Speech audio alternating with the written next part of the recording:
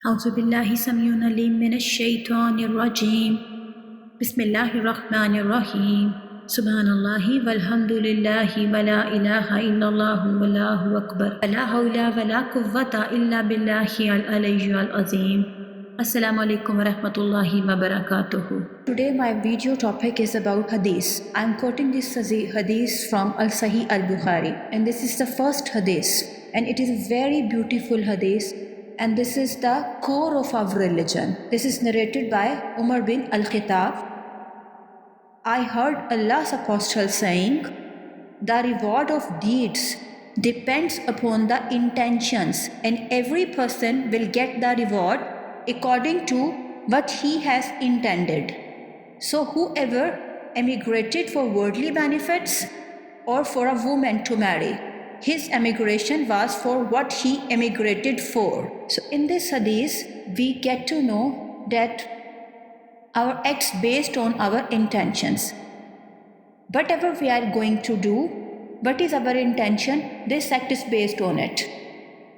Whatever you are doing, apparently, it doesn't matter. Whatever you are thinking, whatever you are intending in your mind, your act depends on that intention in front of Allah subhanahu wa ta'ala. Might be this dunya and this world will see your act. They cannot see your intention, but Allah will see your intention. Allah doesn't care about your appearance. Allah only care about what you are intending in your mind. And He will give you reward according to your intentions. He will not give you reward according to your acts, because He will see your heart. He will not see your body, and He will not see your bodily act. He will only see your heart. Whatever you are intending and whatever you are thinking, He will see it. So whenever we are doing any act, we should pure our intentions. We should not do anything for the worldly benefit. Rather, we should do it for the sake of Allah subhanahu wa ta'ala, because ultimately we are going to get reward from Allah subhanahu wa ta'ala, not from the people and not from the world.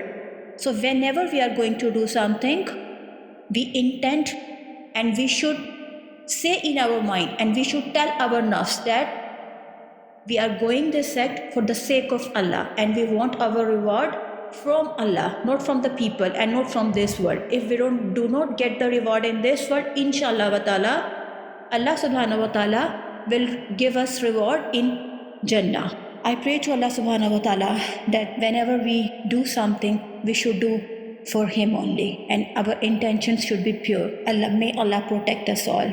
Allah Hafiz.